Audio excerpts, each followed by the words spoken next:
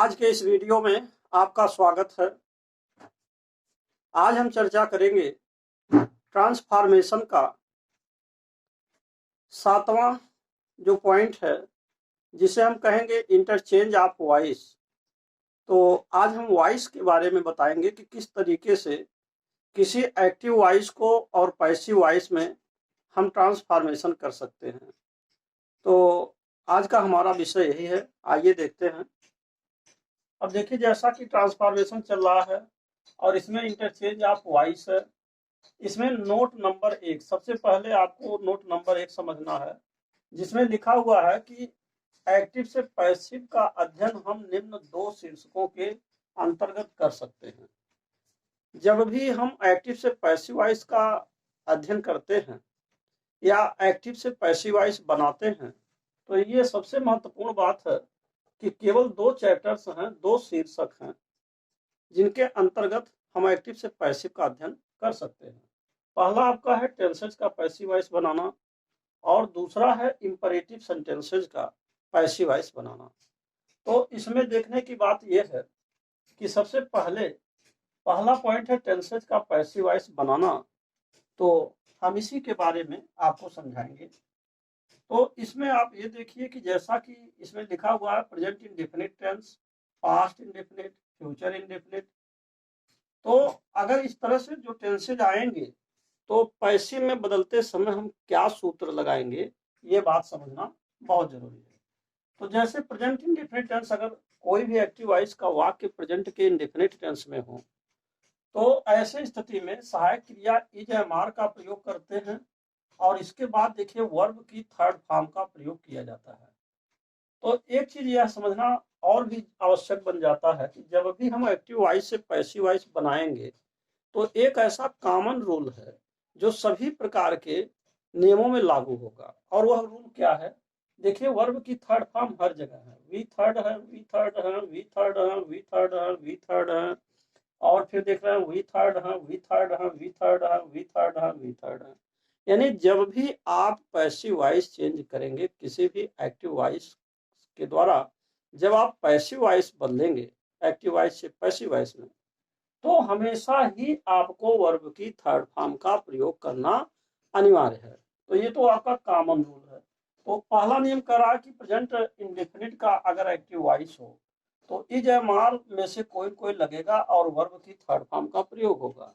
इसी प्रकार past indefinite आने पर आपका सूत्र है वाज और वर्ब प्लस वर्ब की थर्ड फॉर्म। ये आपका पास्ट इंडेफिनिट के लिए है। फ्यूचर के इंडेफिनिट के लिए will be, shall be plus verb की थर्ड फॉर्म है। प्रेजेंट कंटीन्यूअस टेंस के लिए is being, am being, are being में से कोई कोई लगाएंगे, फिर प्लस वर्ब की थर्ड फॉर्म होगा। और पास्ट कंटीन्यूअस टेंस के लिए was being, were being plus verb की थर्ड फॉर्म का प्रयोग किया जाएगा। और इसके बाद अब देखिए यहाँ पर एक चीज छूट गया कि जैसे मान लीजिए फ्यूचर कंटीन्यूअस टेंस, तो अब इसके बारे में एक बात आती है। यहाँ आपको देखना है नोट नंबर 2 के बारे में, इसको भी समझ लीजिए। फ्यूचर कंटीन्यूअस टेंस एवं प्रेजेंट, पास्ट एवं फ्यूचर पीसी, यानी पीसी माने परफेक्ट कंटीन्यूअस टेंस का पैसिव वॉइस नहीं बनाया जाता है। नोट नंबर 2 यहीं पर जानना जरूरी है। देखिए, प्रेजेंट कंटीन्यूअस टेंस और पास्ट कंटीन्यूअस टेंस का तो पैसिव वॉइस बनाएंगे, लेकिन जब फ्यूचर कंटीन्यूअस टेंस आएगा और इसके बाद जो है प्रेजेंट, पास्ट और फ्यूचर का परफेक्ट कंटीन्यूअस, यानी कि जो चौथा भाग है, ये 4 लोगों का, एक आपका ये हो गया फ्यूचर कंटीन्यूअस टेंस और दूसरा प्रेजेंट, पास्ट एंड फ्यूचर, ये तीनों हो गए। तो ये 4 लोगों का पैसिव वॉइस नहीं बनाया जाता है टेंस से। जब भी टेंस का हम पैसिव वॉइस बनाएंगे तो ध्यान रखना होगा कि 4 ऐसे टेंसेज हैं जिसमें आपका फ्यूचर कंटीन्यूअस टेंस और प्रेजेंट, पास्ट और फ्यूचर का परफेक्ट कंटीन्यूअस टेंस, यानी कि जो चौथे भाग हैं, इनका पैसिव वॉइस नहीं बनाया जाता। ये जरूर आपको ध्यान रखना है। अब आगे बढ़ते हैं। अब बच गया आपका परफेक्ट टेंस के बारे में। तो अब आप देखिए, प्रेजेंट परफेक्ट टेंस का पैसिव वॉइस बनाते समय सहायक क्रिया हैज बीन का प्रयोग करेंगे और प्लस वर्ब की थर्ड फॉर्म होगा। और इसके बाद जो है ये आपका वाज वर्ब और being, was being, verb being plus verb की third form past continuous tense के लिए है, फ्यूचर का बनता नहीं है। और प्रेजेंट परफेक्ट टेंस के लिए हैज बीन प्लस वर्ब की थर्ड फॉर्म, और पास्ट परफेक्ट के लिए केवल हैड बीन प्लस वर्ब की थर्ड फॉर्म, और फ्यूचर परफेक्ट के लिए will have been, shall have been में से कोई लगेगा, प्लस वर्ब की थर्ड फॉर्म लगेगा। ये तो आपका टेंस के बारे में था। जैसा कि आपको मालूम होगा कि टेंसेज जो होते हैं वो मूल रूप से आपका जो भी टेंसेज है वो 12 तरह के टेंसेज हैं, और जिनमें से 8 टेंसेज का हम पैसिव वॉइस बनाते हैं, और जबकि 4 टेंसेज का पैसिव वॉइस नहीं बनता है। तो ये मूलतः है आपका टेंस से संबंधित था। दूसरी बात ये है, अब एक पॉइंट और आता है कि जो मॉडल्स हैं, अब यहाँ आप देखिए मॉडल्स को अगर हम पैसिव में बदल रहे हैं तो इसमें सहायक क्रिया प्लस बी प्लस वर्ब की थर्ड फॉर्म का प्रयोग करते हैं। दूसरी बात यह है कि जो आपका मॉडल्स है, ये मॉडल्स क्या होते हैं, जैसे मान लीजिए संख्या में ये जो है मूल रूप से 9 प्रकार के हैं, और ये मॉडल कौन कौन है, जैसे विल है, सेल है, कैन है, मे है, वुड है, शुड है, कुड है, माइट है, मस्ट है, नीड और डेयर है। इस तरीके से ये 9 तरह की जो मॉडल्स हैं। तो अब इसमें कुछ मॉडल्स को छोड़ दिया जाता है, जैसे अब मान लीजिए अगर ये देखा जाए कि कुछ ऐसे भी मॉडल होते हैं जो कि आप मार्जिनल मॉडल कर सकते हैं, अर्ध मॉडल कर सकते हैं। तो जैसे इसमें यूज टू आता है, आपका आर टू आता है, तो अब उनको हम नहीं बदलते हैं। मूल रूप से ही जो 9 पॉइंट हैं, विल, शैल, कैन और मे, और फिर इनका हम पास्ट टेंस बनाएंगे, वुड, शुड, कुड और माइट, तो ये 8 हो जाएगा, और एक मस्ट आपका आता है।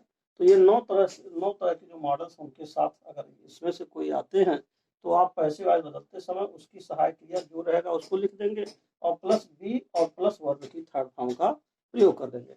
दूसरी बात यह है कि verb to be plus infinitive, इसका हम कैसे बनाते हैं, पैसिव वॉइस सहायक क्रिया plus to be plus verb की थर्ड फॉर्म लगाते हैं।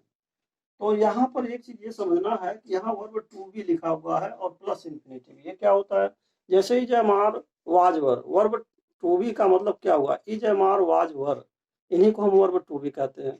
तो अगर इज एमार वाज वर के साथ टू भी लगा हुआ हो, जैसे is to, am to, are to और plus was to, were to, फिर इसी प्रकार आपका has to, have to, had to, will have to, shall have to, अगर ये आते हैं, क्योंकि यहाँ लिखा हुआ है कि वर्ब टू बी और प्लस इन्फिनेटिव। इन्फिनेटिव क्या होता है, किसी भी वर्ब की मुख्य जो फर्स्ट फॉर्म होती है उससे पहले टू लगना। तो अगर इज एम आर के बाद टू लग रहा है, जैसे is to help, is to know, is to do, is to see, इस तरीके से मान लीजिए कोई भी वर्ब टू बी अगर आ रहा है, यानी कि is am are was were, has have had, will have, shall have, ये सब आ रहे हैं, तो इनके बाद अगर इन्फिनेटिव आ रहा है तो उनको हम पैसे में जब बदलेंगे तो सहायक या plus to be plus verb की थर्ड फॉर्म का प्रयोग करेंगे। तो ये था आपका मूल नियम टेंस से संबंधित, जो मैंने आपको यहाँ चार्ट के द्वारा समझा दिया है। अब आप इससे संबंधित एग्जाम्पल्स को देखेंगे। तो अब आइए देखते हैं एग्जाम्पल्स के बारे में। तो अब आप देखिए एग्जाम्पल्स के बारे में। तो जैसा कि इसमें लिखा हुआ है, पहला उदाहरण, ही वॉचेस टीवी डेली। तो ये आपका वॉचेस से पता चल रहा है कि ये प्रेजेंट का इंडेफिनिट टेंस का सवाल है। तो जब प्रेजेंट इंडेफिनिट होगा तो इजमार प्लस वर्ब की थर्ड फॉर्म लगा देंगे।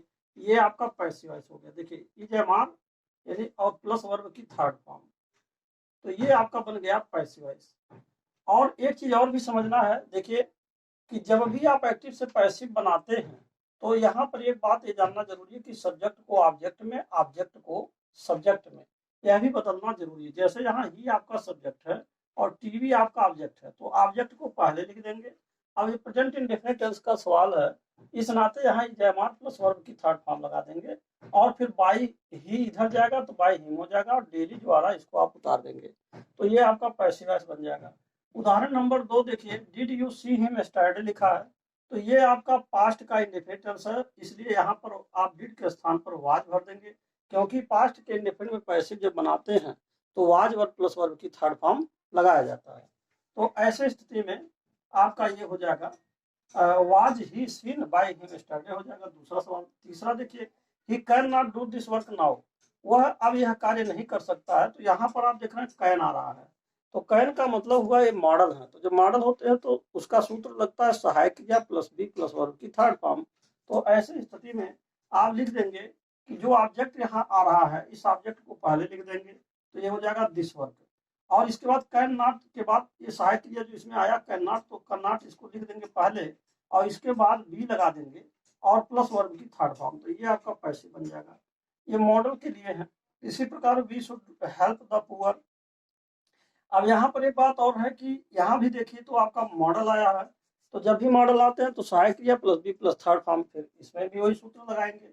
द पुअर को आप पहले लिख देंगे और इसके बाद जो सहायक क्रिया शुड है शुड उतार देंगे, और इसके बाद आप देख रहे हैं बी लगेगा प्लस वर्ग की थर्ड फॉर्म, तो आपका ये बी हो गया और प्लस वर्ग की थर्ड फॉर्म।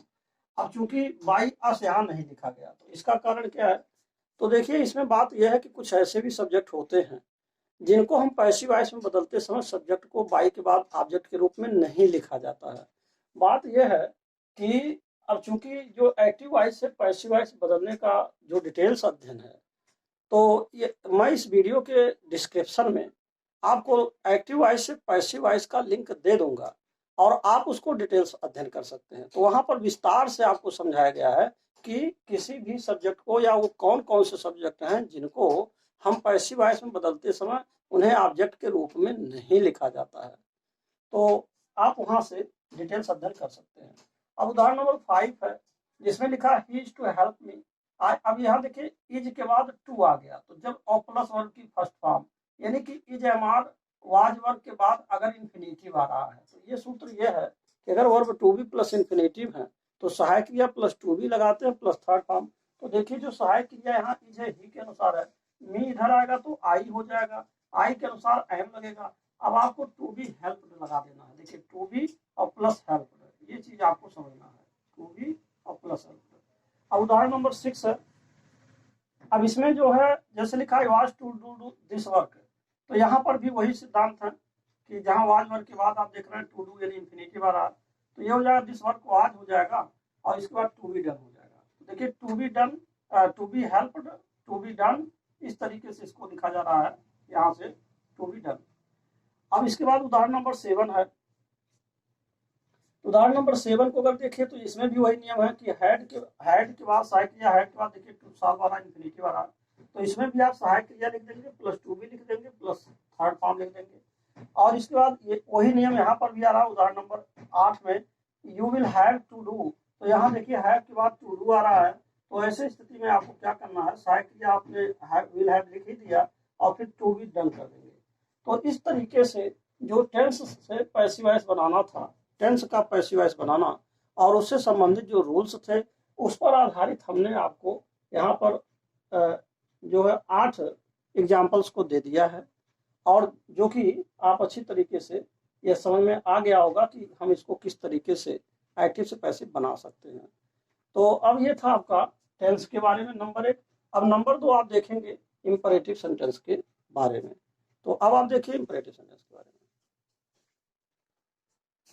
तो अब आप देखिए ये जो दूसरा पॉइंट है नंबर 2 इंपरेटिव सेंटेंस, अब इसके बारे में मैं आपको समझाने वाला हूं। नंबर 2 पॉइंट इंपरेटिव सेंटेंस का पैसिव वॉइस बनाना। तो इसमें आप देख रहे हैं कि ऐसे वाक्यों को पैसिव में बदलते समय निम्न 4 सूत्रों का प्रयोग किया जाता है। ये केवल 4 सूत्र काम करते हैं। जब भी आप इंपरेटिव सेंटेंस बनाएंगे तो इन 4 सूत्रों का ही प्रयोग होगा। जैसे सूत्र नंबर 1 है let plus object plus be plus V third, यानी कि वर्ब की थर्ड फॉर्म। और दूसरा है object plus should plus be plus V third. तीसरा यू आर एडवाइज टू, और चौथा है यू आर रिक्वेस्टेड टू। यही केवल 4 सूत्र हैं, 4 फार्मूला है। और जिसमें नोट एक पॉइंट लिखा हुआ है कि सूत्र नंबर 4 यानी कि जो सूत्र नंबर 4 है इसका प्रयोग वाक्य में प्लीज या काइंडली आने पर किया जाता है। तो अब आइए हम आपको एग्जाम्पल समझाते हैं, एग्जाम्पल से क्लियर हो जाएगा अच्छी तरह से कि ये चारों सूत्रों का प्रयोग कैसे करते हैं।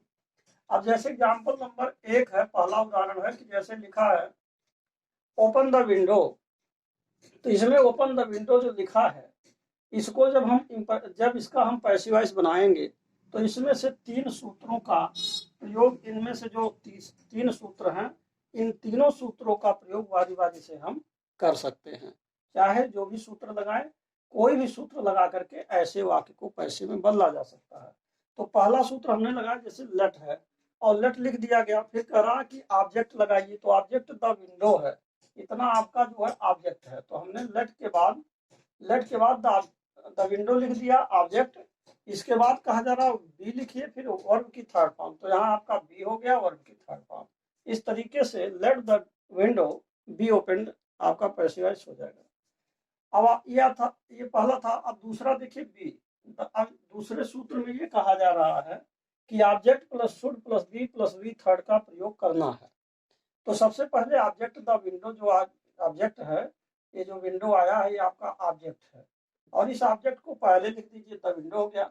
इसके बाद लगाना है शुड प्लस बी थर्ड, तो शुड हो गया, बी हो गया, और प्लस वर्ब की थर्ड फॉर्म, शुड हो गया, बी हो गया, वर्ब की थर्ड फॉर्म। इस तरीके से आप सूत्र नंबर 2 में इसको लिख दिए।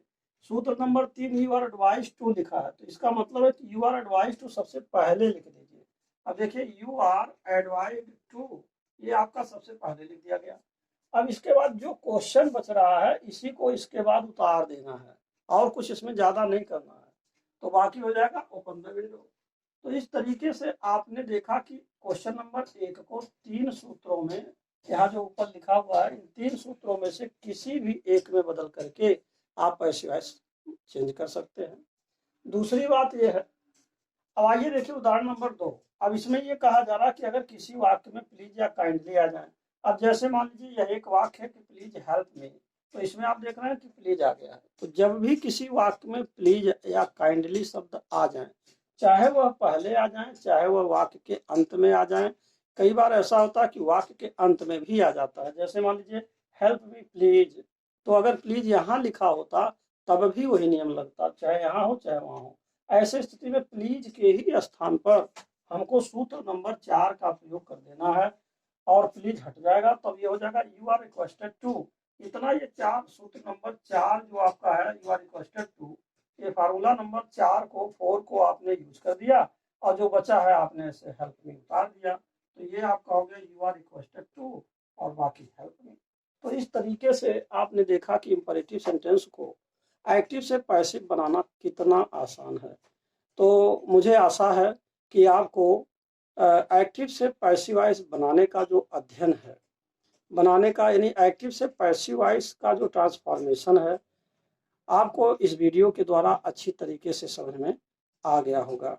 तो अब मैं आपसे यही कहूँगा कि यदि आप मेरे चैनल पर पहली बार हैं तो कृपया मेरे चैनल को सब्सक्राइब अवश्य कर दें, साथ ही साथ बेल आइकन भी प्रेस कर दें, जिससे कि जो भी नए नए वीडियोज मैं बना रहा हूं उसका नोटिफिकेशन आप तक पहले पहुंच सके और आप उसका समुचित लाभ भी उठा सकें। And finally thanks for watching this video.